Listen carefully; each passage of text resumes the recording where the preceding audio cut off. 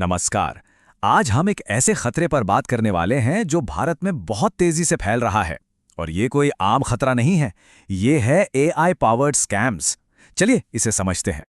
एक सारी इन्फॉर्मेशन बताने से पहले मैं आपको बता दूं कि मेरा नाम है समीर और आप देखना शुरू कर चुके हैं आपका अपना channel cyber crime news alert. Situation सोचते हैं, फोन बजता है और दूसरी तरफ से किसी अपने की घबराई हुई आवाज आती है।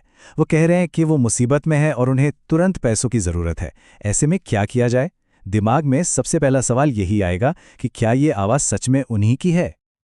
और देखिए, ये सिर्फ कोई कहानी नहीं है, ये हकीकत है। हाल ही में हैदराबाद में एक 72 साल की महिला के साथ ऐसा ही हुआ।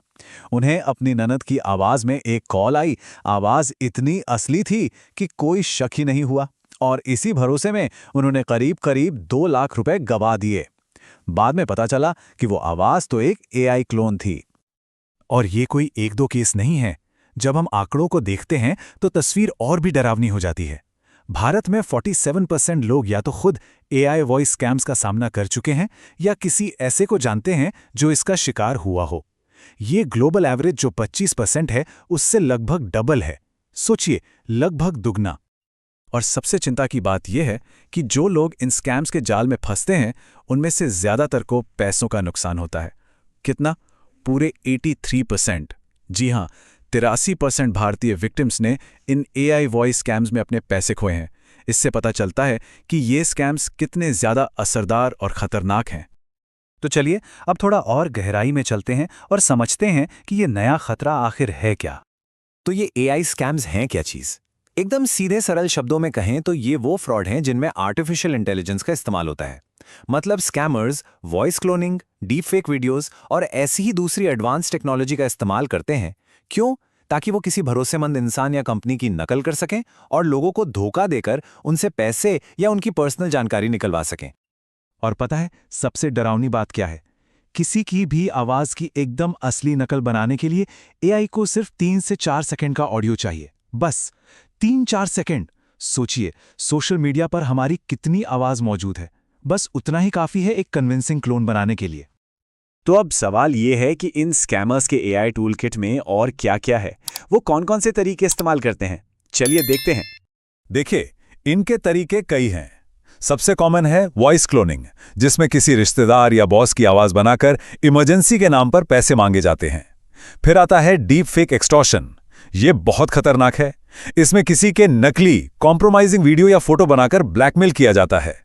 एक और तरीका है एआई फिशिंग, जिसमें इतने पर्सनलाइज्ड ईमेल आते हैं कि वो बिल्कुल असली लगते हैं। कई बार तो साथ में नकली वीडियो कॉल भी होती है। फिर है डिजिटल अरेस्ट। इसमें तो स्कैमर्स नकली पुलिस वाले बनकर नकली आवाज और वीडियो बैकग्राउंड के साथ लोगों को डराते धमकाते हैं। और हाँ, लोन और इन्वेस्टमेंट फ्रॉड्स भी है, जहां नकली ऐप्स और एआई चैटबॉट्स के इस्तेमाल करके पैसे ठगे जाते हैं। लेकिन सवाल यह है कि आखिर ये स्कैम्स काम क्यों कर रहे हैं? लोग इनके झांसे में आग क्यों जाते हैं?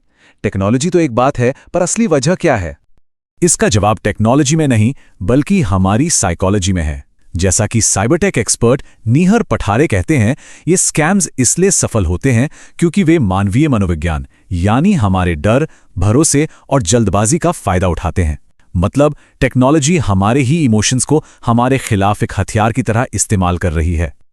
और ये कितना मुश्किल हो गया है, इसका अंदाजा इस आंकड़े से लगाया जा सकता है। एक सर्वे में पता चला कि 69% भारतीय, जी लगभग 70% लोग, एक असली और एक एआई से बनी आवाज के बीच फर्क ही नहीं बता सकते। इसका मतलब साफ है, सिर्फ सुनकर फ्रॉड को पकड़ना अब लगभग नामुमकिन है।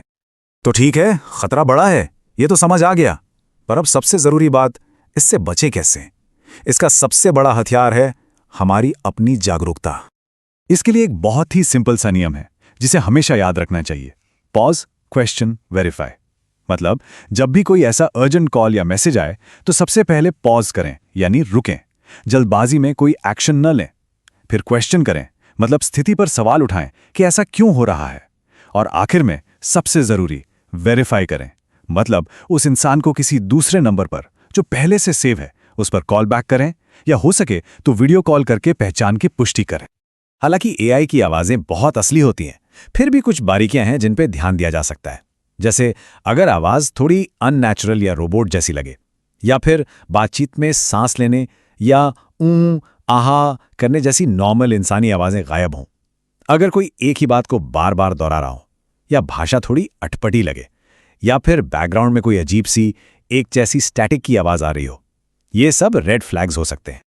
इसके अलावा अपनी डिजिटल सेफ्टी के लिए कुछ आदतें बना लेना बहुत ज़रूरी है। क्या करना चाहिए? हमेशा अपने सारे अकाउंट्स पर 2 फैक्टर ऑथेंटिकेशन यानी 2FA ऑन रखें। सोशल मीडिया पर अपने वीडियो या वॉइस नोट्स बहुत सोच समझकर शेयर करें और परिवार के साथ एक सेफ वर्ड या सीक्रेट कोड बना लें ताकि इमरजेंसी में कंफर्म किया जा सके। और क्या बिल्कुल नहीं करना है? अपना OTP या लॉगिन पासवर्ड किसी से भी शेयर ना करें। कोई कितना भी दबाव डाले, जल्दबाजी में पैसे ट्रांसफर ना करें।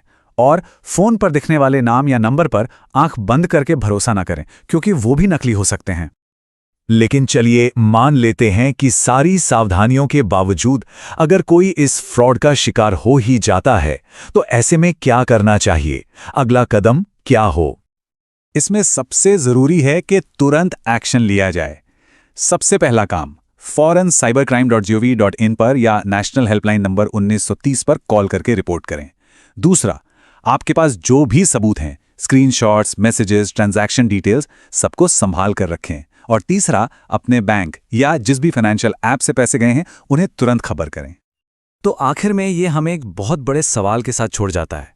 हम सब AI के बारे में बात करते हैं कि वो हमारी नौकरियां ले लेगा, लेकिन क्या उसका सबसे बड़ा खतरा ये है, या ये कि वो हमारा एक दूसरे पर से भरोसा ही खत्म कर देगा?